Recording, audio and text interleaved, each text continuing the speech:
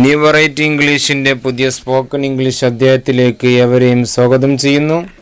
ഇന്ന് നാം പഠിക്കാൻ പോകുന്ന ടോപ്പിക് ഈദർ ഓർ എന്നുള്ളതാണ്. അതിനർത്ഥം ഒന്നുകിൽ അല്ലെങ്കിൽ. അത് വളരെ സിമ്പിളായി നമുക്ക് ഉപയോഗിക്കാൻ സാധിക്കും. ഇത് ഉപയോഗിക്കേണ്ട സന്ദർഭം രണ്ട് സെൻറ്റൻസുകളെ ഈദർ ഓർ ഉപയോഗിച്ചുകൊണ്ട് ഒറ്റ സെൻറ്റൻസിലേക്ക് മാറ്റുന്നു. അപ്പോൾ നമ്മൾ ആവർത്തിച്ച് വരുന്ന വാക്കുകളെ നാം ഒമിറ്റ് ചെയ്തുകൊണ്ട് ഒറ്റ സെൻറ്റൻസ് ആയി ഉപയോഗിക്കുന്നു. അതിനിടയിൽ ഈദർ ഓർ ഉപയോഗിക്കുന്നു. ഉദാഹരണം, I will buy A car or I will buy A bike. ഞാനൊരു കാറ് വാങ്ങും അല്ലെങ്കിൽ ഞാനൊരു ബൈക്ക് വാങ്ങും.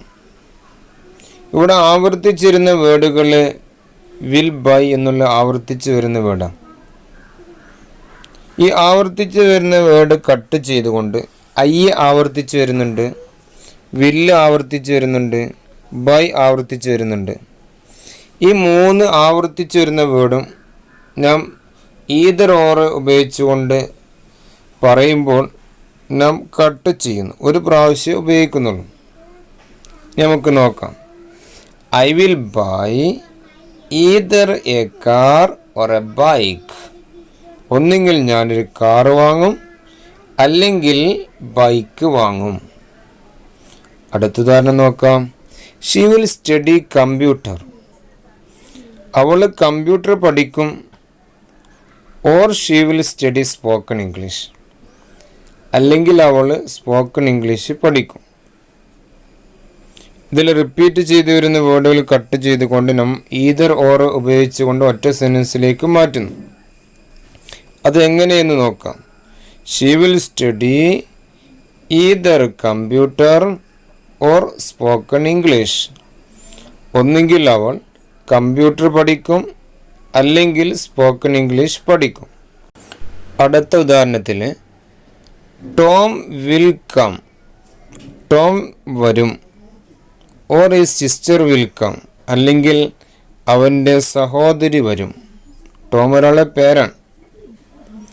Either Tom or his sister will come. ഒന്നുകിൽ ടോം വരും, ഒന്നുകിൽ ടോം അല്ലെങ്കിൽ അവൻ്റെ സഹോദരി വരും. ഇവിടെ മൂന്ന് ഉദാഹരണത്തിലൂടെ നമുക്ക് ഈ സംഭവം നമുക്ക് മനസ്സിലായി. എങ്ങനെയാണ് ഈദർ ഓർ ഉപയോഗിക്കുക എന്ന് വളരെ വ്യക്തമായി നാം മനസ്സിലായി. ഇനി ഇതുമായി ബന്ധപ്പെട്ട് എന്തെങ്കിലും ഡൗട്ട്സ് ഉണ്ടെങ്കിൽ നിങ്ങൾക്ക് കമൻറ്റിലൂടെ അറിയിക്കാവുന്നതാണ്.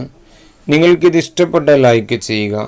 നിങ്ങൾ ആദ്യമായിട്ടാണ് ഈ ചാനൽ കാണുന്നതെങ്കിൽ നിങ്ങൾ സബ്സ്ക്രൈബ് ചെയ്താൽ നിങ്ങൾക്ക് എല്ലാ ദിവസവും ഞാൻ അപ്ലോഡ് ചെയ്യുന്ന സ്പോക്കൺ ഇംഗ്ലീഷ് അധ്യായങ്ങൾ നിങ്ങളുടെ ഫോണിലേക്ക് നോട്ടിഫിക്കേഷനായി ലഭിക്കുന്നതാണ്. നിങ്ങൾ നിങ്ങളുടെ കൂട്ടുകാർക്ക് ഇത് ഷെയർ ചെയ്ത് കൊടുക്കുക.